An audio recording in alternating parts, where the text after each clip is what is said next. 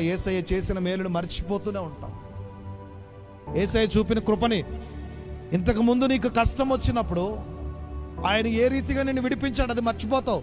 ఫ్రెష్గా వచ్చిన కష్టాన్ని బట్టి దిగులు పడిపోతూ ఉంటావు. అందుకే శ్రమ వచ్చినప్పుడు ఏం చేయాలి తెలుసా? ఇంతకు ముందు ఎలాగ మేలు చేశాడో ఇప్పుడు కూడా అలాగే మేలు చేయగలిగిన సమర్థుడు. ఆమేన్, హల్లెలూయా. ఇంతకు ముందు కష్టాలు చాలా వచ్చినాయి. కష్టాలు వచ్చినప్పుడు ఎలా విడిపించాడో, ఎలా నడిపించాడో, ఎలా విడుదలనిచ్చాడో అప్పుడు చేసిన దేవుడు మౌనంగా ఉంటాడు? ఇప్పుడు ఉండడు. ఇప్పుడు కూడా విడిపించగలిగిన సమర్థుడు అని అక్కడ రాయబడినట్టుగా మనం జాగ్రత్తగా ప్రార్థనలో ఉంటే చాలు, ఆటోమేటిక్గా నీ సమస్యలని. ఇక్కడ ఉన్న ప్రతి ఒక్కరిలో కూడా ఏదో ఒక సమస్య దగ్గరకు వచ్చారు. ఏ సమస్య లేకుండా రాలా, ఏదో ఒక సమస్య.